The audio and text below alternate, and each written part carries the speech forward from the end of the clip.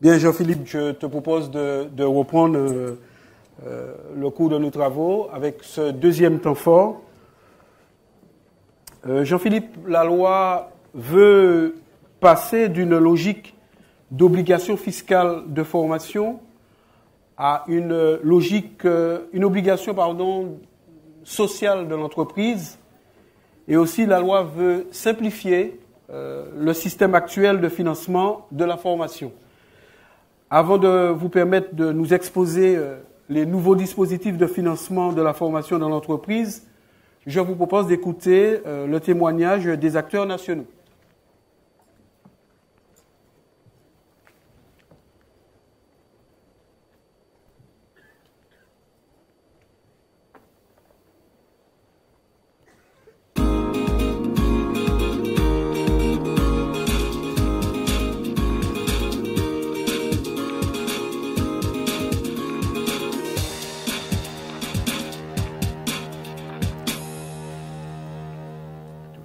Les conséquences pour l'entreprise sont pour nous majeures. En réalité, ce que nous avons cherché à faire, c'est davantage préciser la façon dont la formation se met en œuvre dans l'entreprise et pourquoi elle se met en œuvre, et du même coup s'écarter de ce qui était une caractéristique majeure du système français, parfois résumée sous la formule l'obligation de payer, c'est-à-dire un prisme essentiellement financier. On sort de cette obligation fiscale pour le plan de formation, on la renvoie à la responsabilité sociale de l'entreprise. L'ambition de cette loi, c'est d'apporter plus de simplification dans les entreprises. Et c'est surtout de reconnaître la formation comme un vecteur pour nourrir les compétences des salariés. Donc on reconnaît la formation comme un investissement. En termes de cotisation, il n'y aura plus qu'une seule cotisation et un seul organisme en charge du recouvrement au travers des organismes paritaires collecteurs agréés, des OPCA, qui vont recouvrer donc cette cotisation, alors qu'aujourd'hui il y a des cotisations multiples et des versements à plusieurs organismes collecteurs. Ça entraîne aussi, je pense, une responsabilité accrue des employeurs par l'obligation d'entretien tous les 2 ans, avec un point fort tous les 6 ans. Pour pouvoir justement faire un état de situation, permettre aux salariés d'exprimer aussi leurs besoins en compétences, peut-être aussi les informer sur les nouveaux droits, les possibilités de formation.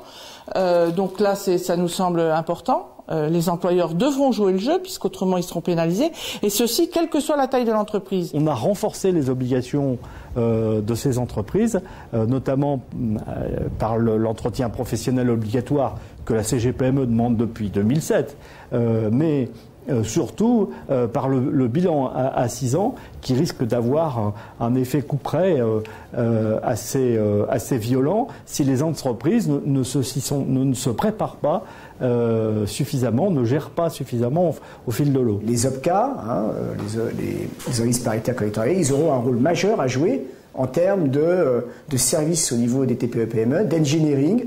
Comment je vais aider une entreprise à construire son plan de formation? Comment je vais l'aider, grâce aussi au conseil en évolution professionnelle, mais comment je vais l'aider à construire un entretien professionnel? Comment je vais l'aider à regarder son territoire? Ça, c'est pour nous le rôle des OPCA. L'absence de droit collectif, de garantie collective accompagnant un droit individuel.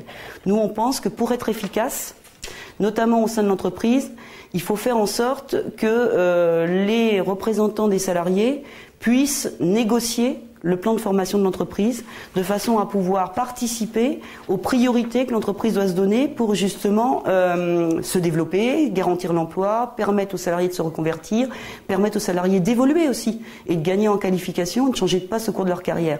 En gros, nous ce qu'on revendiquait, c'est de faire de la GPEC, de la gestion prévisionnelle des emplois et des compétences, de manière active, anticipée. Pour l'entreprise, je dirais, c'est une invitation à faire que la formation redevienne un sujet stratégique. Retrouve le chemin des comités de direction, retrouve le chemin des conseils d'administration, continue d'être un objet de dialogue social. Mais pas un objet de dialogue social au sens que j'ai un catalogue et j'additionne des demandes individuelles. Non, je fais ce qu'on appelle de la GPEC. J'en fais, c'est-à-dire que collectivement, On fait de la prospective sur les emplois et les compétences dont on a besoin. Moi, je crois beaucoup à la responsabilisation des acteurs. La fin du système d'obligation, en tout cas la mise en cause de l'essentiel du système d'obligation, va les obliger à prendre leurs responsabilités dans l'entreprise. À définir, par exemple, dans le plan de formation, de façon plus précise, où doivent aller les moyens, comment on doit allouer les ressources. Est-ce qu'il faut cibler davantage telle ou telle catégorie que telle autre? Est-ce qu'il faut faire des choix de priorité parfois un petit peu difficiles pour d'autres catégories du personnel? Ce seront les partenaires sociaux, les organisations syndicales et la direction d'entreprise qui prendront ce type de responsabilité. La question qui est intéressante, à mon avis, c'est comment, à l'intérieur des entreprises, les directions d'entreprise, les directions de ressources humaines, les directions de formation, les partenaires sociaux vont se saisir de la liberté qui est donnée par la loi, par la suppression de l'obligation fiscale, comment ils vont s'en saisir pour moderniser, j'allais dire, et pour débureaucratiser leur manière de gérer, de piloter la formation. Jean-Philippe, dans ce reportage, on parle de contribution unique, d'OPCA unique, de nouveaux rôles pour les OPACIF, de vérification de la qualité de la formation, d'obligation de formation dans l'entreprise. Quelle est cette contribution unique? Quels sont les taux de contribution de formation en fonction de la taille des entreprises? Pourquoi un OPCA unique et pourquoi faire? Quelles sont les obligations de formation au sein de l'entreprise? Les missions des OPCA seront-elles redéfinies?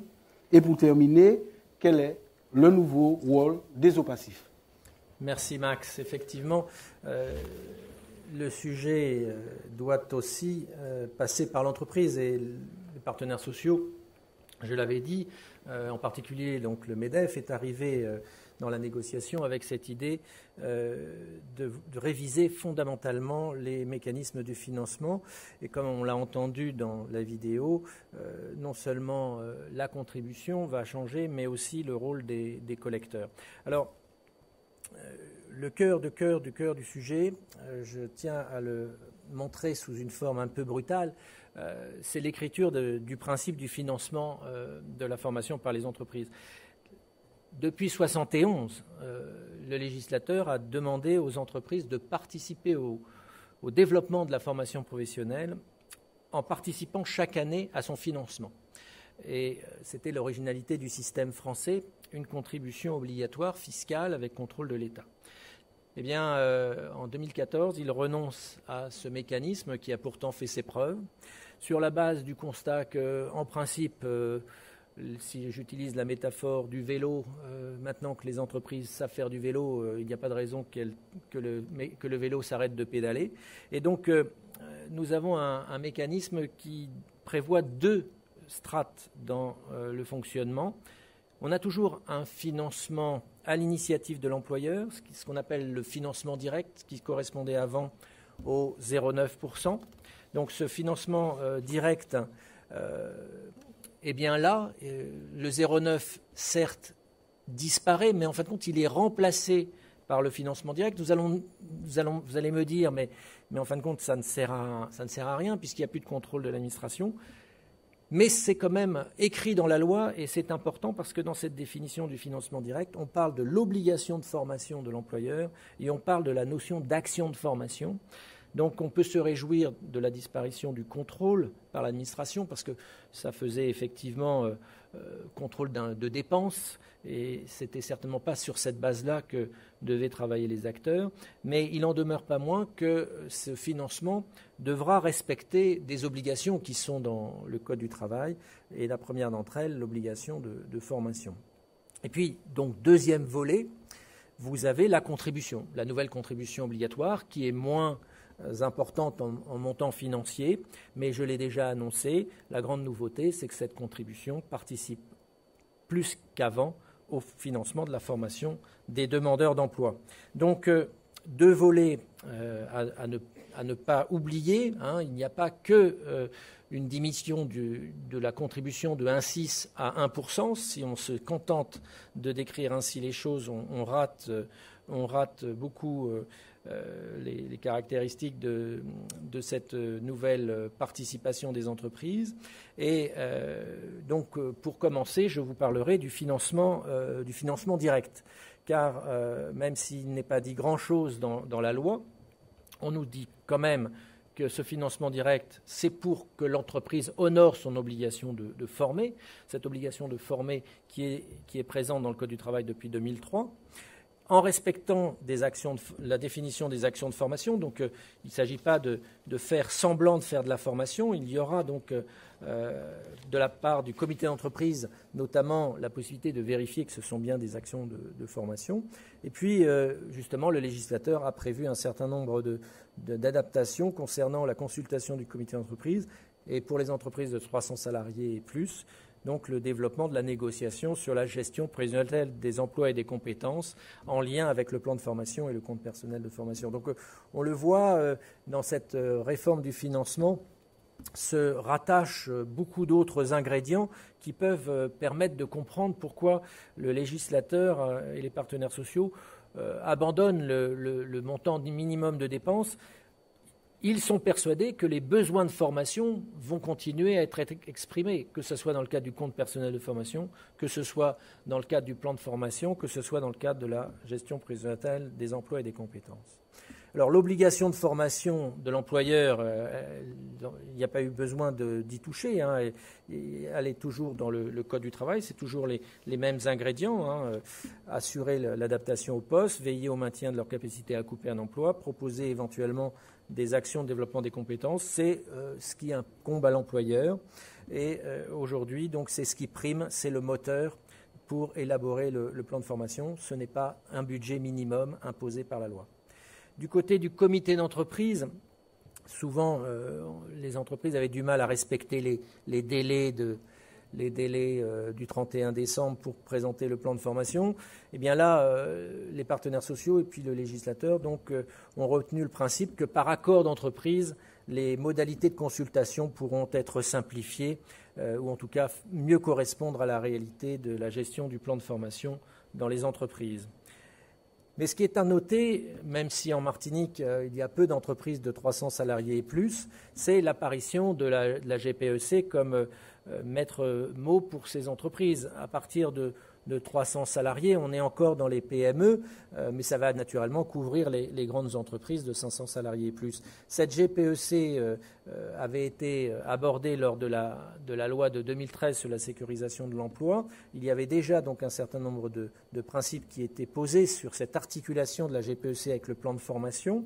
La loi avait également prévu que le comité d'entreprise assurait la cohérence donc, des politiques de formation avec les dispositifs de gestion prévisionnelle des emplois et des compétences. Et la loi a rajouté dans cette négociation sur la gestion prévisionnelle des emplois et des compétences, eh bien, le compte personnel de formation, avec dans cette négociation la question des critères et des modalités d'abondement du compte personnel de formation. Donc, dans les entreprises de 300 salariés et plus, on voit bien que le compte personnel de formation aura sa place à côté du plan de formation. Et donc la pression est grande puisque s'il n'y a pas d'accord sur ce sujet, c'est le comité d'entreprise qui sera consulté sur les questions de l'abondement du compte personnel de formation. Et donc nous avons un mécanisme là qui est, là aussi, va avoir un impact important dans ces entreprises. Nous verrons d'ailleurs que ce seuil de 300 salariés et plus apparaît à nouveau quand on parlera de la contribution unique des entreprises. Donc un financement direct qui change singulièrement la donne, naturellement, qui peut poser la question de savoir si certaines entreprises ne vont pas en profiter pour diminuer l'effort minimum de dépenses. Là, la responsabilité est au niveau des branches professionnelles. Le législateur donc a repris l'idée des partenaires sociaux. Les partenaires sociaux n'ont pas interdit aux branches professionnelles de négocier sur ce sujet. Ce n'est pas parce que le mécanisme n'est pas au niveau de la loi, le mécanisme de la dépense minimale n'est pas au niveau de la loi que des branches professionnelles ne peuvent pas imposer un montant minimum au titre de cette dépense obligatoire. On va voir que pour les branches professionnelles, la question, naturellement, c'est le rôle de l'OPCA. Parce que du côté de la contribution unique, indéniablement, cette contribution unique va générer une baisse de collecte. Les OPCA récupéraient beaucoup de fonds en provenance du 0,9 plan de formation. Donc la disparition de ce 0,9 va naturellement diminuer le potentiel de collecte des OPCA. En tout cas, restons du côté de l'entreprise. Du côté de l'entreprise, la contribution, elle fonctionne de manière très simple. Elle est d'un montant variable selon les effectifs. 0,55, ça ne change pas pour les entreprises de moins de 10 salariés. Pour les 10 et plus, c'est 1%. 1% avec un usage unique, c'est le versement à l'OPCA. Donc pour les entreprises, c'est beaucoup plus simple qu'avant. Alors on va voir ce qu'elles peuvent récupérer. Et là, elles vont peut-être être un peu déçues parce qu'elles vont moins pouvoir récupérer qu'avant. Et puis, il faut le repérer aussi tout de suite. Le 1%, les entreprises peuvent opter pour gérer directement la part correspondant au financement du compte personnel de formation. Le 1% peut se ramener à 0,8% si elle décide de gérer toute seule une partie de cette contribution affectée au compte personnel de formation. Donc il faut signer un accord qui sera valable 3 ans. Naturellement, prévoir un budget de 0,2 pour financer le CPF et mettre en visibilité ces dépenses à l'OPCA et à l'administration, puisqu'il y a un contrôle sur cette gestion de ce 0,2. Si l'entreprise fait ce choix, ça a pour conséquence naturellement de ne pas pouvoir bénéficier des financements de l'OPCA, qui collecte pour d'autres entreprises le fameux 0,2. Et surtout, s'il n'y a pas d'utilisation par l'entreprise de la totalité de ce budget, il faut savoir que cet argent devra être reversé à l'OPCA, qui lui-même reversera cette somme au pouvoir public. Donc, lourde responsabilité pour les entreprises qui ne souhaiteraient pas mutualiser leurs fonds auprès de l'OPCA. Il y aura un contrôle et des reversements possibles. Donc ça, c'est au niveau de l'entreprise. Donc la seule source de complexité au niveau de l'entreprise, c'est de gérer le 0,2 et de distinguer dans le 1% le 0,8 et le 0,2. Tout devient plus subtil et compliqué quand on se penche ensuite sur ce qui va se passer dans les OPCA. Alors on attend un décret qui va reprendre le système. Donc on a des sections de collecte qui distinguent donc les dispositifs, les lignes correspondent aux dispositifs et les colonnes correspondent au seuil, au nouveau seuil de ces sections. Donc on a toujours naturellement le seuil des moins de 10 salariés. On a toujours pour ces entreprises la distinction entre le plan de formation et la professionnalisation. Donc là, il n'y a pas de changement. Elle ne verse rien au titre du CIF, elle ne verse rien au titre du compte personnel de formation, elle ne verse rien au titre du fonds paritaire de sécurisation des parcours professionnels. C'est à partir de 10 salariés que la donne change singulièrement. J'attire votre attention sur le fait, par exemple, que les entreprises de 300 salariés et plus ne récupèrent aucune somme au titre de leur plan de formation. Donc quand elles versent le 1%, elles ne pourront pas récupérer au titre du plan de formation. Elles ne peuvent récupérer qu'au titre de la professionnalisation, au titre du compte personnel de formation. Donc on le voit pour les entreprises de 300 salariés et plus, c'est le régime de la GPEC, c'est le régime de l'internalisation du plan de formation au sein de cette politique de gestion prévisionnelle des emplois et des compétences. Ensuite, pour les entreprises entre 10 et 300, faut savoir qu'il y a une mutualisation descendante, une fongibilité descendante, qui veut dire que les entreprises de 50 à 300 salariés, si elles n'utilisent pas leur budget de formation, cet argent, ce trop-plein, ira financer les dépenses de formation des entreprises de moins de 50 salariés.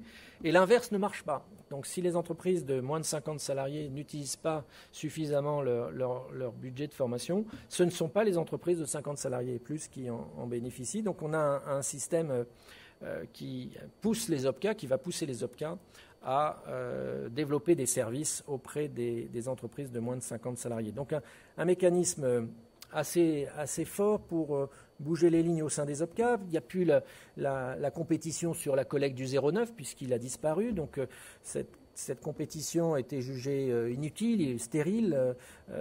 C'était pas ça le cœur du sujet. Le cœur du sujet, c'était que les offres de services en direction des petites entreprises soit le plus riche possible. Donc là, en coupant les ailes du 0,9, eh bien, les OPCA se voient mobilisés sur la question des petites entreprises. Voilà, donc un changement important est attendu, avec la réflexion que j'évoquais tout à l'heure sur le fait que la loi, les partenaires sociaux au niveau national n'ont pas interdit aux branches professionnelles de prendre des relais et de développer des stratégies conventionnelles. Surtout qu'il faut bien le voir que les OPCA, dans leur prise en charge, seront aussi beaucoup moins généreux qu'avant, puisqu'ils ne couvriront à aucun moment les questions de rémunération. Donc la rémunération restera à la charge de l'entreprise. Hein, c'est un mécanisme nouveau qui va, là encore, générer des dépenses internes, hein, les fameuses dépenses directes des entreprises, en tout cas les dépenses de rémunération. Et enfin, donc, comme je l'avais annoncé, dans la comptabilité, il est annoncé que les branches professionnelles peuvent établir des contributions conventionnelles, c'est-à-dire que les OPCA, dans leur comptabilité, auront la possibilité de suivre la gestion de ces contributions conventionnelles. Contributions conventionnelles qui peuvent s'inscrire dans la logique de la contribution unique. Par exemple, imaginons une contribution d'un montant plus important pour le compte personnel de formation. Tout ça serait des ajouts au dispositif prévu par la loi. Mais on peut aussi imaginer des contributions conventionnelles complètement nouvelles, complètement autonomes par rapport à cette contribution légale. Alors, on est au démarrage du processus. Les négociations sont en train d'être ouvertes par les branches professionnelles. C'est trop tôt pour se pencher sur les résultats. Mais sur ce sujet, il faut pointer quand même que la loi, ou le législateur, dans sa grande sagesse, comme le veut la formule, a prévu que le gouvernement produise au Parlement un rapport sur le passage de l'obligation de dépenses à l'obligation de former, avec en particulier l'examen de la situation des entreprises de 10 à 299 salariés, pour savoir justement si ces entreprises n'ont pas baissé singulièrement leurs dépenses de formation. On sait que c'est dans les petites structures que la dépense de formation est la plus fluctuante en fonction de la contribution légale. Donc c'est sur cette population d'entreprises que naturellement il y a le plus de risques de voir baisser la dépense de formation. Si elle se contente du 1%, c'est sûr que c'est un 0,6 qui va manquer au bout du bout, d'où la responsabilité des syndicats dans le cadre des négociations de branche sur ce sujet. Voilà ce que je voulais vous dire sur les financements.